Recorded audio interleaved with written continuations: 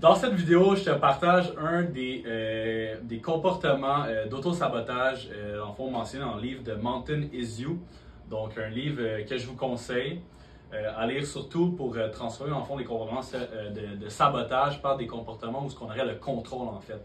Fait que le sabotage, c'est souvent des comportements qu'on n'a pas nécessairement le contrôle, puis c'est comme des réflexes un peu psychologiques qu'on a. Donc, un des comportements qui est mentionné, c'est qu'à un certain moment dans notre vie, lorsqu'on commence à prendre soin de nous, lorsqu'on réussit des choses, bien, il y a comme un niveau maximal de bonheur qu'on peut tolérer. Donc, on va appeler ça la upper limit.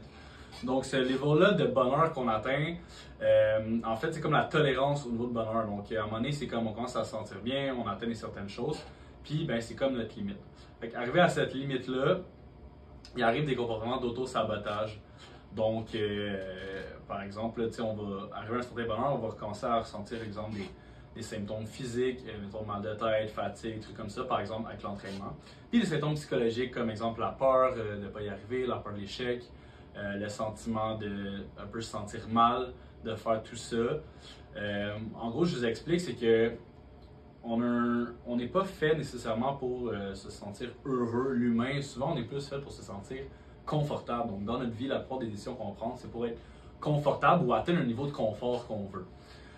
Donc, quand on arrive à faire quand on fait des actions, exemple l'entraînement, la bonne nutrition, tout ça, on commence à tranquillement sortir un peu de cette confortabilité-là, de ce confort-là. Donc, lorsqu'on sort de ce confort-là, ben, on commence à avoir des doutes, on commence à avoir des symptômes physiques, mal de tête, tout ça. Donc, d'abord, quand tu sais que tu as atteint comme ta upper limit puis tu vois que tu es en train de l'atteindre, bien en fait, c'est un bon signe, c'est que tu es en train d'évoluer, c'est que tu as surpassé ta limite, c'est que tu as fait des changements dans ta vie puis que tu t'adaptes tranquillement. Puis la première chose, c'est d'accepter qu'on a franchi ça puis que bien, ça va prendre du temps pour franchir une nouvelle limite. La deuxième chose, j'aime ça, au lieu de changer l'expression comme, mettons, se sortir de sa zone de confort, ce serait plutôt d'agrandir sa zone de confort. Donc, c'est normal que ce soit un changement drastique, exemple, tout ce qu'on fait.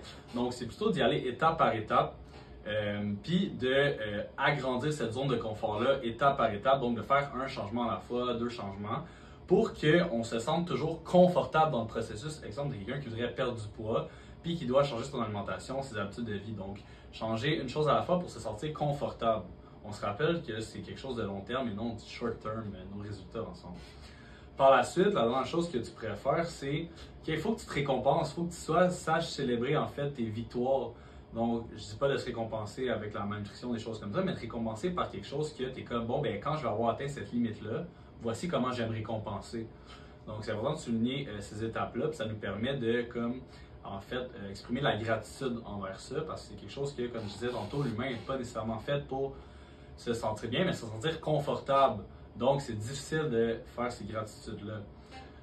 Donc, par exemple, moi, ce que je fais quand, exemple, par exemple, lié, mettons, à l'entraînement, quand j'ai atteint une limite que je voulais atteindre, mettons que je commence à m'entraîner plus, là, je commence à faire du cardio un petit peu plus, je suis capable de vraiment peser toute ma nutrition. Bien, quand j'ai réussi à faire ça quelques mois, donc moi, je vais se donner un frame de 5 mois. Quand j'ai réussi à faire 5 mois, eh bien, je me récompense simplement par, moi, c'est une journée là, où je prends du temps pour moi-même, je fais ce que j'aime en fait. Dans cette journée-là, ben, je prends du temps pour lire, pour méditer, puis pour faire un peu le suivi de ce que j'ai réussi à accomplir. Donc, c'est quelque chose qui nous ramène sur Terre. Ça nous permet justement de comprendre notre prochaine limite, puis de savoir qu'on a franchi cette limite-là.